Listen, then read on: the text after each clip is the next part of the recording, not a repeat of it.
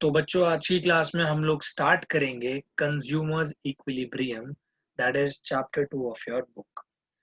तो consumers equilibrium काफी important topic भी है और बहुत बेसिक सा चैप्टर भी है, बहुत कॉमन सेंस यूज करने वाली चीज होगी।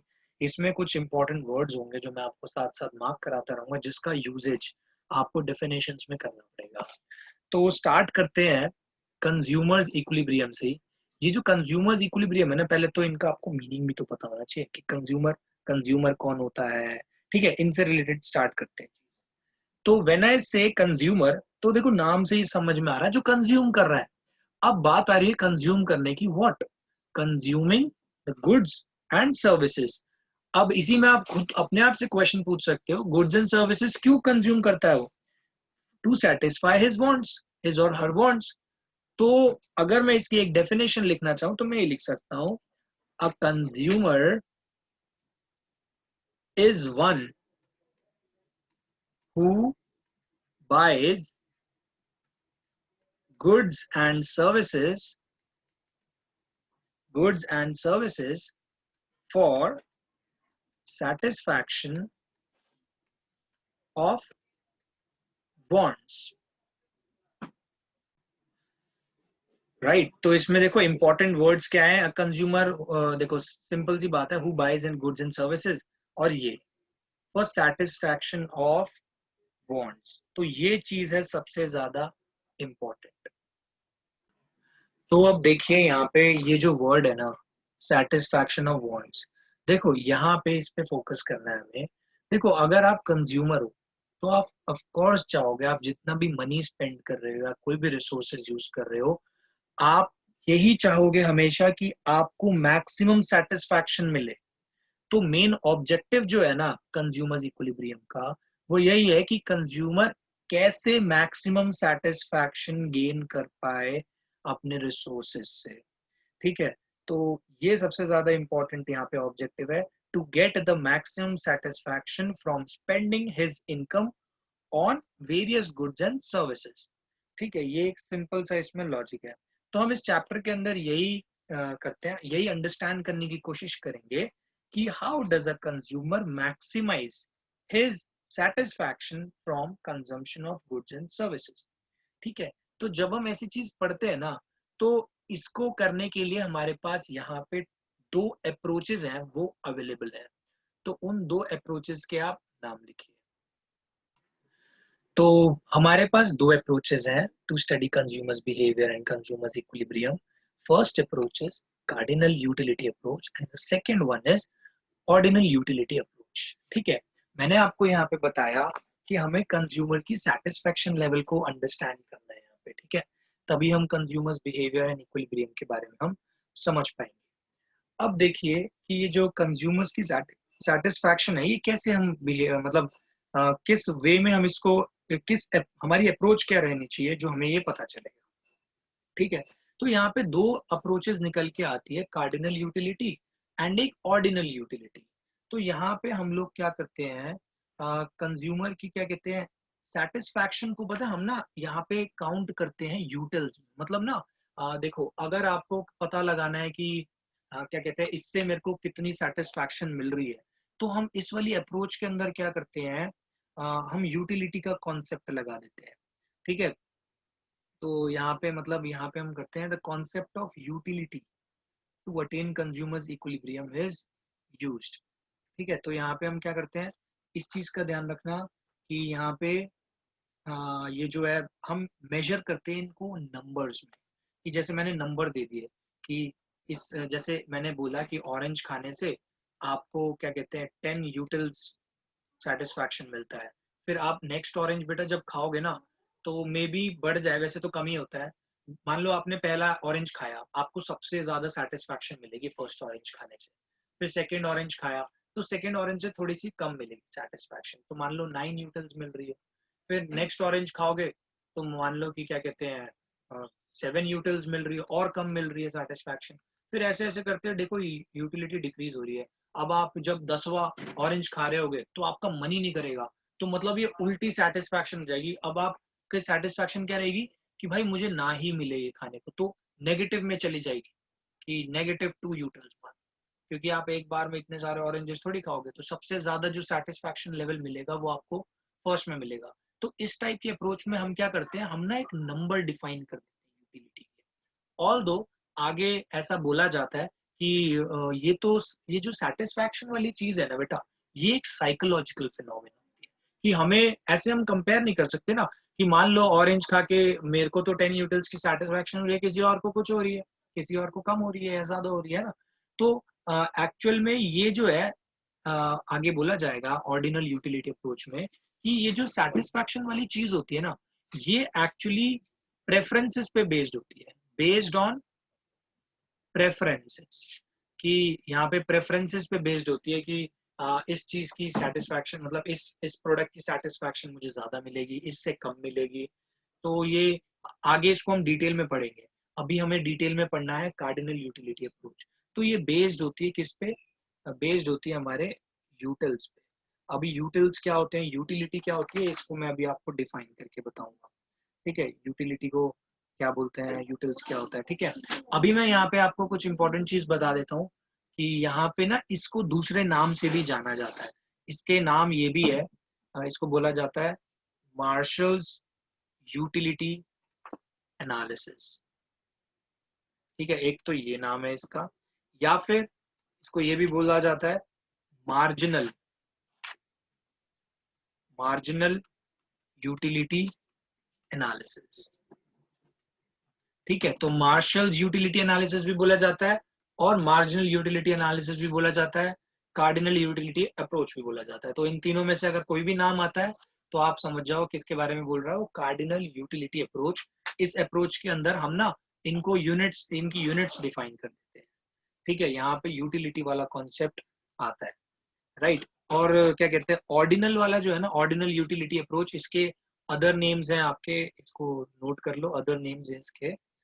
indifference curve analysis, indifference curve analysis। ठीक है, और इसको ये भी बोला जाता है हिक्सियन एनालिसिस। ठीक है, हिक्सियन एनालिसिस, ये इकोनॉमिस्ट होते हैं जिन्होंने ये अप्रोच को फॉर्म किया होता है। यहाँ पे मार्शल ने फॉर्म किया है और यहाँ पे हिक्सन ने फॉर्म किया हुआ है। ठीक है, तो इसको नोट कर लो, इनके अदर नेम्स। तो ओवरऑल आपको ये जानना है, ये जो कार्डिनल यूटिलिटी अप्रोच है ना, इसके अंदर हम ना क्वांटिफाई कर देते हैं। ठीक है, हम यहाँ पे क्वांटिफाई कर देते हैं कि सेटिस्फाइंग पावर को, मतलब कि ये इतनी सेटिस्फाइंग है, इतनी यूटिल्स हमको सेटिस्फैक्शन मिलेगी। यहाँ हम क्या कर रहे हैं, क्वांटिफाई कर रहे हैं चीज को। ठीक है, ऑल्दो ये एक इम्पॉसिबल सा टास्क है, बताएंगे आपको आगे क्या क्या दिक्कतें आती हैं इसमें। ठीक है, इसी वजह से ऑर्डिनल यूटिलिटी अप्रोच को हम आगे फॉलो करते हैं। तो सबसे पहले ना हम कॉन्सेप्ट समझेंगे यूटिलिटी का। ठीक है, so we'll study the concept of utility। ठीक है, यूटिलिटी का कॉन्सेप्ट समझेंगे हम लोग। देखो, सबसे पहली चीज, ये जो कॉन्सेप्ट होता है ना, जैसे सेटिस्फैक्शन होगी, टेस्ट हो गया, ये सब, इसको एक्सप्रेस करना बहुत मुश्किल है। मतलब आप ये बोल ही नहीं सकते कि भाई ये 10 यूटिल सेटिस्फैक्शन देगा, या ये इतनी देगा, आप ऐसा बोल ही नहीं सकते। तो हम इसको एक क्या कहते हैं, बहुत ज्यादा डिफिकल्ट चीज है इसको एक्सप्रेस करना। तो यहाँ पे हम सिंपल वर्ड्स में बताते हैं यूटिलिटी का मीनिंग क्या होता है। जब आएगा डेफिनेशन, अगर बाई चांस आ जाए या मीनिंग पूछे आपसे यूटिलिटी का, तो इसको आप लिखोगे simple, it refers to it refers to want satisfying power of a commodity। ठीक है, तो क्या कहते हैं, ये हो गई आपकी क्या simple definition, want satisfying power of a commodity. तो देखिए, ये जो यूटिलिटी है, यूटिलिटी की डेफिनेशन आपने लिखी है, तो यूटिलिटी को किसी चीज में मेजर तो किया जाएगा ना, हर एक चीज को मेजर करने की यूनिट होती है। जैसे डिस्टेंस होता है, डिस्टेंस को मेजर किया जाएगा मीटर्स, किलोमीटर्स, इन सब चीजों में। ऐसे ही यूटिलिटी को भी किसी न किसी चीज में मेजर करना चाहिए।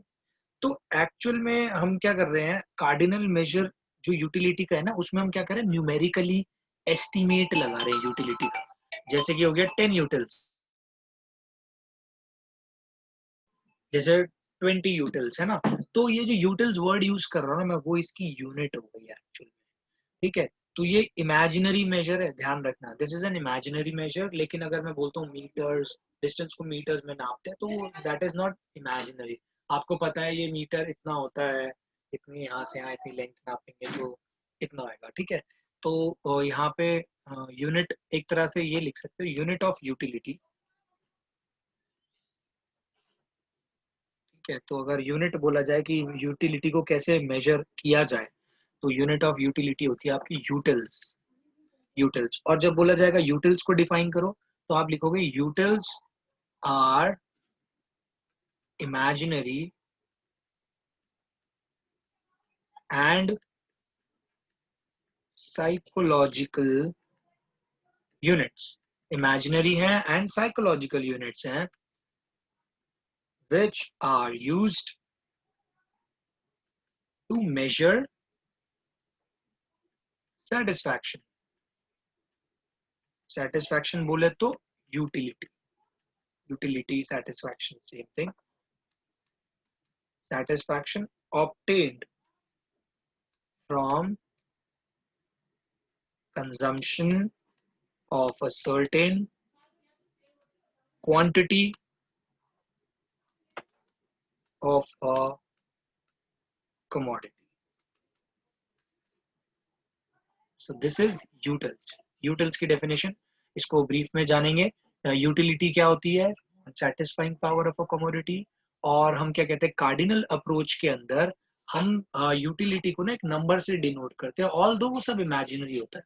ठीक है, और जो हम उसके साथ वर्ड लगाते हैं यूटिल्स, यूनिट देते हैं यूटिलिटी की, उसका वो उसकी डेफिनेशन क्या होगी, ये कि इमेजिनरी और साइकोलॉजिकल यूनिट है, जिससे हम मेजर कर सकते हैं कि इस चीज से हमें इतनी सेटिस्फैक्शन मिल रही है, या फिर हम रिप्रेजेंट कर सकते हैं the level of satisfaction we are getting from a particular commodity in certain number.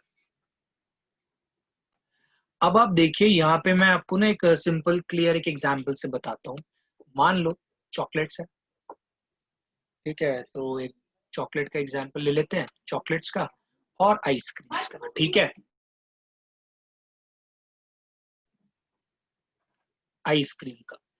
ठीक है, अब देखो यहाँ पे ना, अब एक एक पर्सन है, उससे पूछा जाएगा कि यार तुम्हें चॉकलेट और आइसक्रीम कितनी कितनी पसंद है। अगर मैं आपको चॉकलेट ऑफर करूंगा तो आप कितना सेटिस्फाई हो जाओगे, आइसक्रीम ऑफर करूंगा तो आप कितना सेटिस्फाई होंगे।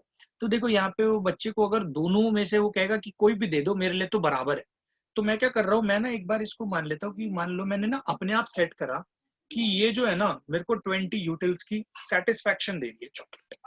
अगर कोई बच्चा ऐसा है या कोई एक ऐसा इंसान है वो कहता है कि भाई मुझे आइसक्रीम सेम सेटिस्फेक्शन देगी पहली, जितनी मैं क्या कहते हैं चॉकलेट से मिलेगी, तो वो भी क्या करेगा, इसको भी हम इतना यूटिल्स मान लेंगे। ठीक है, अब कोई कहेगा कि नहीं मुझे ना आइसक्रीम इतनी मतलब ज्यादा सेटिस्फेक्शन नहीं देती, मुझे चॉकलेट प्रेफरेबल है मेरे लिए। तो अगर आपने चॉकलेट को उस केस में, व्हेन चॉकलेट इज प्रेफरेबल, याद रखना, व्हेन चॉकलेट इज प्रीफर्ड, तो मतलब उसकी चॉइस चॉकलेट है, तो उसको जितनी चॉकलेट सेटिस्फैक्शन मिलेगी उसको आइसक्रीम से नहीं मिलेगी। तो ऑब्वियस है यहाँ पे इस चीज का ध्यान रखना कि जो आइसक्रीम की यूटिलिटी होगी ना बेटा वो लेस होगी, 20 यूटिल से तो पक्का कम ही होगी, क्योंकि उसको आइसक्रीम से इतनी सेटिस्फैक्शन नहीं मिल रही। अब मान लो उल्टा केस हो, जब क्या कहते हैं उसकी चॉकलेट प्रेफरेंस हो। ठीक है, तो जब अगर चॉकलेट प्रेफरेंस होगी तो ये लेस देन होगी 20 यूटिल्स, उसको चॉकलेट से कम मिलेगी। अब इसका एग्जाम्पल और देता हूं मैं, इफ एक एग्जाम्पल के तौर पे, if he or she likes, इसमें एक क्या कहते हैं, मैं अपने आप से वो डाल देता हूँ कि he or she likes chocolate twice as much as she or he likes ice cream. तो ये कह रहा है कि चॉकलेट ना उसको डबल पसंद है आइसक्रीम के मुकाबले। तो सिंपल है, अगर यानी कि चॉकलेट है 20 यूटिल्स, तो आइसक्रीम कितना हो जाएगा 10 यूटिल्स। देख रहे हो, चॉकलेट उसको ट्वाइस पसंद है आइसक्रीम से, यानी कि आइसक्रीम हाफ टाइम हो। तो अगर इसको 20 यूटिल्स इसने चॉकलेट को वो क्या दे रखी है, यूटिलिटी दे रखी है वैल्यू, तो ऑटोमेटिकली आइसक्रीम की यूटिलिटी हो जाएगी उसकी हाफ, 10 यूटिल्स। तो हम ऐसे मेजर करेंगे level of satisfaction in cardinal approach. तो अब आपके दिमाग में क्वेश्चन और आ सकता है, क्या यूटिलिटी को मेजर करने का सिर्फ ये यूटिल्स ही तरीका है? नहीं, ऐसा कुछ नहीं है। You can also measure like utility can also be measured in terms of money or price. यहाँ पे लिख सकते हो it can also, या किसके बारे में बोल रहे हैं हम, यूटिलिटी के बारे में। it can also be measured in terms of money or price which the consumer is willing to pay. Consumer जितना विलिंग है पे करने के लिए उस पे भी, जैसे मैंने अभी आपको एग्जांपल दिया था ना चॉकलेट एंड आइसक्रीम का, अगर किसी को चॉकलेट डबल पसंद है आइसक्रीम के, तो वो चॉकलेट को क्या कहते हैं, अगर चॉकलेट के वो 20 रुपए देने को रेडी है, तो आइसक्रीम क्या कहेगा, भाई मैं 10 ही रुपए दे सकता हूँ क्योंकि मुझे चॉकलेट डबल पसंद है उससे। ठीक है, अगर यहाँ पे उसको आइसक्रीम मान लो कि 8 रुपए में मिले, तो शायद वो आइसक्रीम ले लेगा। फिर वो कहेगा यार 20 रुपए की चॉकलेट थोड़ी महंगी हो गई, बट मैं 8 रुपए की आइसक्रीम ले लूँ, ऑल दो मुझे आइसक्रीम आधी पसंद है उसके। ठीक है, तो ये है कि आप इन टर्म्स ऑफ मनी या फिर प्राइस, क्या कहते हैं, consumer which a consumer is willing to pay, उसके टर्म्स में भी हम मेजर कर लेते हैं।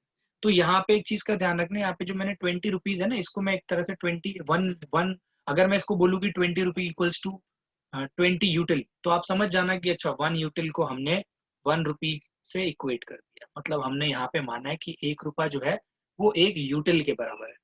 तो मैं ऐसे भी कंपेयर करके इसको आगे कर सकते सर ये अब ओके, अब मैं आपको ना यहाँ पे दो कॉन्सेप्ट कराने वाला हूँ, और उन कॉन्सेप्ट्स के नाम है total utility and marginal utility. तो इसको मैं बहुत सिंपल टर्म्स में आपको ना एक एग्जाम्पल की हेल्प से समझाऊंगा। तो अब आप एग्जाम्पल को देखिए, एग्जाम्पल क्या है। देखो यहाँ पे ना मैंने चॉकलेट कंज्यूम्ड एक टेबल बनाई है, अगली टेबल मार्जिनल यूटिलिटी की है, अगली टेबल है टोटल यूटिलिटी की। ठीक है, तो यहाँ पे आप समझो कि जो मार्जिनल यूटिलिटी है,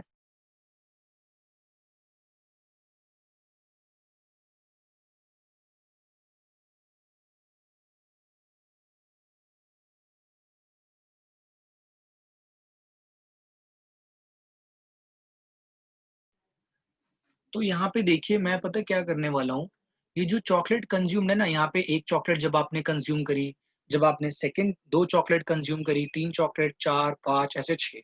ठीक है, तो अब यहाँ पे ना क्या होएगा, मान लो कि आपको फर्स्ट जो चॉकलेट आपने कंज्यूम करी है ना, उसकी आपने टोटल यूटिलिटी रखी थी 20, राइट। टोटल यूटिलिटी कह रहा हूँ, मतलब पहली चॉकलेट जो आपने कंज्यूम करी ना, ये आपको एक मैक्सिमम सेटिस्फैक्शन देगी, और आपने उसको डिफाइन कर दिया कि भाई 20 यूटिल्स की मुझे यूटिलिटी मिल रही है फर्स्ट चॉकलेट से। तो फर्स्ट चॉकलेट आपने खाई, तो टोटल यूटिलिटी भी कितनी मिली, 20 मिली of course, right. Total utility की बात कर रहा हूँ। अब वो आपने सेकेंड चॉकलेट खाई, यानी अब आपने 2 चॉकलेट खाई, लेकिन ये जो दूसरी चॉकलेट थी ना, ये आपको थोड़ी सी कम सेटिस्फैक्शन देगी, क्योंकि आपने फर्स्ट चॉकलेट में पूरी सेटिस्फैक्शन ले ली। अगर अब आप नेक्स्ट चॉकलेट खाओगे ना, तो आपको थोड़ा इतना मजा नहीं आएगा जितना आपको फर्स्ट चॉकलेट खाने में मजा आया था। तो यहाँ पे मान लो मैंने दे दिया उसको 16 यूटिल्स की आपको सेटिस्फैक्शन मिली। ठीक है, अब सोचो आपने जब 2 चॉकलेट खा ली, तो टोटल यूटिलिटी कितनी मिल रही है आपको, फर्स्ट से 20 मिली, दूसरे से 16 मिल गई, तो ये आपका कितना हो गया, 36 यूटिल्स टोटल मिल गया आपको, टी यू से 2 चॉकलेट खाने का। सिमिलरली जब आप थर्ड चॉकलेट खाओगे ना, तो फिर आपकी और यूटिलिटी कम हो जाएगी, मतलब अब आपको और कम खाने का मन करेगा, जितना फर्स्ट खाने में मजा आया था उतनी थर्ड चॉकलेट खाने में मजा नहीं आएगा। बट टोटल यूटिलिटी कितनी हो जाएगी, टोटल यूटिलिटी फर्स्ट वाली, मतलब तीनों खाओगे तो तीनों की ऐड हो जाएगी, ये और ये, तो यहाँ तक बन जाएगी आपकी 46। जब आप नेक्स्ट वाली लोगे, नेक्स्ट वाली में मान लो और कम हो गई, फिर इसकी टोटल कितनी बन जाएगी 4 की, ये पूरी आपकी 50 बन गई। अब जो आप 5th खाओगे ना, तो आप कहोगे यार तुम मुझे खिलाओ या ना खिलाओ, मुझे फर्क नहीं पड़ रहा, मतलब कुछ ऐसा आनंद नहीं आ रहा मुझे खाने में, तुम नहीं भी खिलाओगे खाओगे मुझे फर्क नहीं पड़ रहा, मेरे को कोई सेटिस्फैक्शन नहीं होगी ना खाने से, ना क्या कहते हैं ना खाने से, मतलब खाऊं या ना खाऊं एक ही बात है, मुझे फर्क नहीं पड़ रहा, तो जीरो यूटिलिटी होगी, तो टोटल तब भी 50 रहेगी, राइट। अब आपका पेट हो गया 5 आइसक्रीम के बाद फुल। अगर अब आपको खिलाएंगे ना, तो आप कहोगे भाई मैं तो उल्टी कर दूंगी या उल्टी कर दूंगा, भाई मेरे से तो नहीं खाई जाएगी छठी आइसक्रीम। तो अब यहाँ यूटिलिटी नेगेटिव में होगी कि भाई आप खाना नहीं चाहते, बल्कि आप चाहते ही नहीं हो बिल्कुल भी खाना, आपको ये लग रहा है कि खाना ही बेकार है मेरा आइसक्रीम। तो छठी आइसक्रीम ऑफ कोर्स, इतनी सारी आइसक्रीम कौन खा पाता है।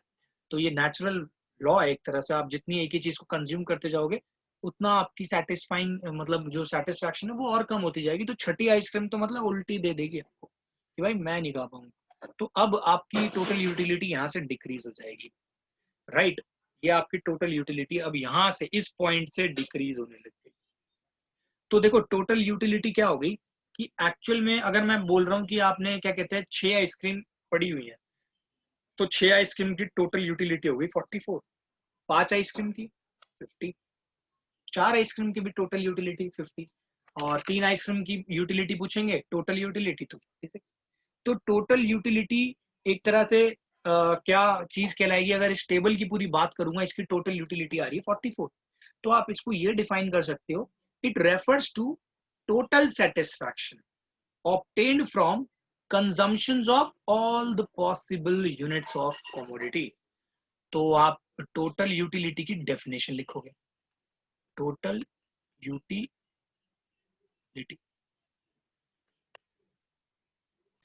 तो आप देख सकते हो टोटल यूटिलिटी की डेफिनेशन क्या हो गई, it refers to the total satisfaction obtained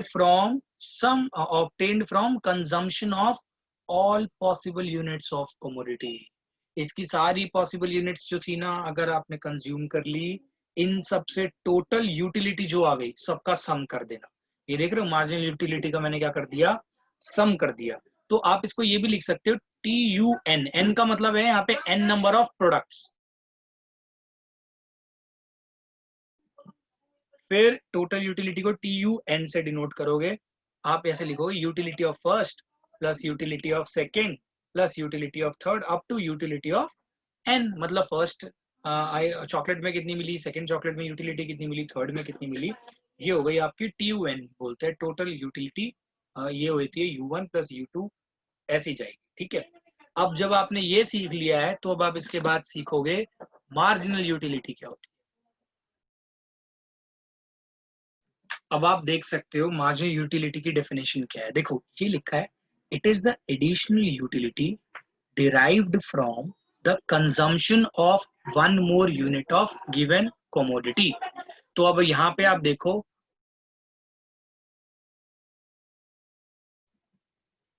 it is the additional utility derived from the consumption of one more unit of given commodity। इसका ध्यान रखो, देखो यहाँ पे है ये, देखो अभी तक आपने एक भी चॉकलेट नहीं खाई, आपने जैसी फर्स्ट चॉकलेट खाई यानी कि एक ऐड करी चॉकलेट, तो आपको कितनी यूटिलिटी मिली 20। तो ये हो गई फर्स्ट चॉकलेट की मार्जिनल यूटिलिटी। अब आप कह रहे हो कि मेरे को नेक्स्ट एक और खानी है, तो जो सेकेंड चॉकलेट है ना, जो सेकंड चॉकलेट आप खा रहे हो उसकी यूटिलिटी है बेटा 16 की मार्जिनल यूटिलिटी, मतलब आपने जस्ट एक एडिशनल यूटिलिटी डिराइव करी है जस्ट एक एक्स्ट्रा खाने से। अब सोचो जब आप 2 खा रहे थे दूसरी सेकंड चॉकलेट की 16 थी यूटिलिटी, जब आपने एक ऐड और करी मतलब तीसरी, तो आपको जो तीसरी चॉकलेट है वो कितनी सेटिस्फैक्शन दे रही है, 10 यूटिल्स की सेटिस्फैक्शन दे रही है। तो मार्जिनल यूटिलिटी कितनी हो गई उसकी, थर्ड चॉकलेट की मार्जिनल यूटिलिटी हो गई 10। ऐसी फोर्थ चॉकलेट की मार्जिनल यूटिलिटी कितनी हो गई आपकी 4, फिफ्थ चॉकलेट की 0, सिक्स्थ की -6। तो अगर अब आप यहाँ पे लिखोगे फॉर्मूले बेस्ड, तो आप ऐसे लिखोगे marginal utility of nth unit is equals to total utility of nth minus total utility of n-1। इसका एक एग्जांपल देता हूं, अगर मान लो इसका एग्जाम्पल देते हैं, जैसे मार्जिनल यूटिलिटी आपको निकालनी है बेटा फोर्थ की, तो यहाँ पे तो MU4 कितनी आएगी पता है? टोटल यूटिलिटी ऑफ फोर्थ देखो भाई कितनी है, आपको लिखना पड़ेगा MU ऑफ N है ना, यानी sorry TU of fourth minus TU of N-1 है। N-1 क्या है यहाँ पे आपका 4 माइनस 1 दैट इज 3। तो टोटल यूटिलिटी ऑफ 4 कितनी है आपकी? Total utility of fourth ice cream 50 है बेटा, 50 माइनस टोटल यूटिलिटी थर्ड की कितनी है 46। तो आप चेक कर सकते हो 50 माइनस 46 कितना है 4, और देख लो भाई मार्जिनल यूटिलिटी आ गई आपकी। तो marginal utility of nth item will be equal to total utility of nth item minus total utility of N-1th item. तो ऐसे ये एक फॉर्मूला बन गया मार्जिनल यूटिलिटी का, टोटल यूटिलिटी का ये फॉर्मूला बन गया। ठीक है, तो यहाँ पे देखो आप पढ़ोगे formula marginal utility is equal to change in utility upon change in number of units. तो कभी कभी क्या कहते हैं, आपको मान लो कि यूनिट्स सारी ऐसे ना दी जाए, आपको मार्जिनल यूटिलिटी निकालने के लिए है, और लेकिन आपको दे दी कि फर्स्ट आइसक्रीम, उसके बाद सीधा थर्ड आइसक्रीम का दे दिया डेटा, फिर फिफ्थ आइसक्रीम का, सेकंड का नहीं दिया आपको, फिर फोर्थ का नहीं दिया। तो इस केस में देखो मार्जिनल यूटिलिटी की डेफिनेशन के हिसाब से आपको यूटिलिटी निकालनी है जस्ट एडिशनल यूनिट की। तो ये जस्ट एडिशनल यूनिट नहीं है, 1 में आपको एक एडिशन करोगे तो 2 मिलेगा, लेकिन यहाँ 2 का डेटा नहीं है। अगर वो आपको निकालनी हो तो आप पता कैसे निकालोगे, आप निकालोगे चेंज इन यूटिलिटी निकाल लो भाई, कि चेंज इन यूटिलिटी मतलब कितना चेंज हुआ है। तो देखो 1 से 3 आने में चेंज कितना हुआ यूटिलिटी का, 38 से 20 से 38, 18 का चेंज हो गया बेटा। तो इसकी जगह लगेगा 18 अपॉन क्वांटिटी में कितना चेंज हुआ है यूनिट्स में, 1 से लेके 3 यानी 3 माइनस 1 2 यूनिट का चेंज हो गया। तो 18 अपॉन 2 कितना आ गया 9। तो जो सेकंड वाली है और जो थर्ड वाली है उसकी मार्जिनल यूटिलिटी निकलेगी 9, फिर इसकी भी निकलेगी 9। तो आप मार्जिनल यूटिलिटी कितनी बोलोगे भाई सेकंड और थर्ड की, 9 एंड 9। तभी आप देख रहे हो 20 में 9 ऐड करो फिर 9 ऐड करो तो 38 आपका मैच हो रहा है। So this is your marginal utility, और इसका एक नया फॉर्मूला। ठीक है, और जब मैं बात करता हूँ टोटल यूटिलिटी, तो देखो आप ध्यान दोगे तो इन सबका अगर आप सम कर दोगे ना सारी मार्जिनल यूटिलिटी का, तो ये इस टोटल यूटिलिटी के बराबर आएगा। ये टोटल यूटिलिटी रिप्रेजेंट कर रहा है 6 की 6 आइसक्रीम खाने में जो यूटिलिटी मिली है।